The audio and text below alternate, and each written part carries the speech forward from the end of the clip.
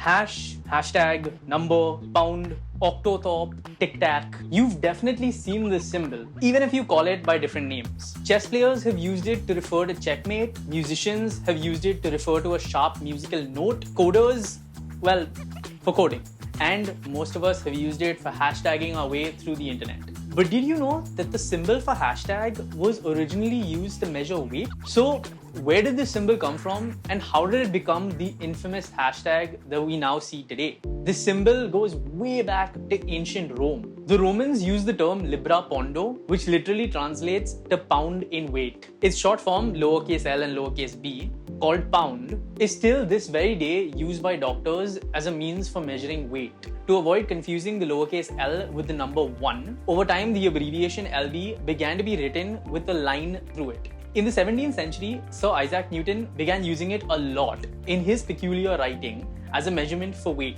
Eventually, it was added to the printing machinery and its popularity started to soar. The official name for the symbol is octothorpe, octo referring to its 8 endpoints. The name was given by Bell Laboratories, a company that produced the first touch-tone phone. Remember these ancient devices?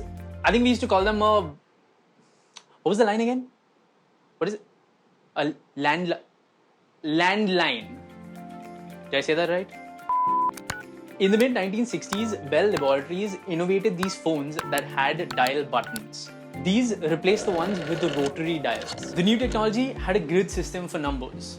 Each square represented a unique frequency that made communication possible. But in this grid, after all the single-digit numbers were added, there were 2 spots that were still left empty.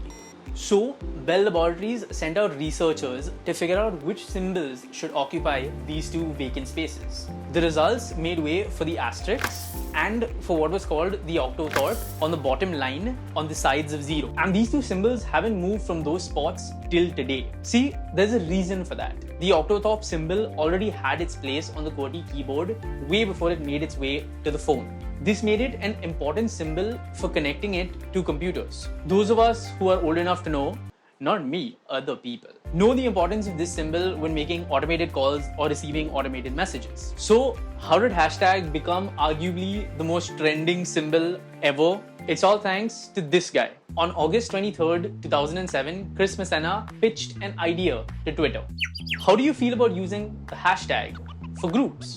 At that time, and I know it's really hard to imagine, but Twitter didn't have one symbol to showcase tweets about one topic in one place. There was no group functionality, so everyone was just seeing everything. Messina suggested that we use this symbol to bring tweets that have similar things in common together.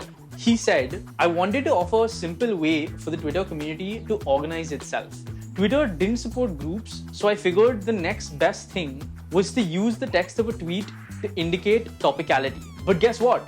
Twitter rejected the idea and basically said that the hashtag was a sign for nerds. But in the hashtag nerd battle, Messina eventually won. When a forest fire was spreading in the US, a lot of people started using hashtag San Diego Fire when tweeting about it. Post that, the use of the hashtag became incredibly popular and people started using it regularly while tweeting. Finally, in 2009, Twitter embraced the idea and added an automated search tool that allowed users to find hashtags of similar topics. And this was followed by Instagram in 2010, Facebook in 2013, and then eventually YouTube, Pinterest, Tumblr, etc. So why did Messina choose this symbol? It's just easy to type on phones. He said, of all the possible symbols, he felt that the octothorpe was the easiest and the best he could have picked. It's one of the more dense characters, so you can see it from a distance or at a glance. It's just hard to miss. Now think about it. If you ask your grandmom or your kid what they think of this symbol,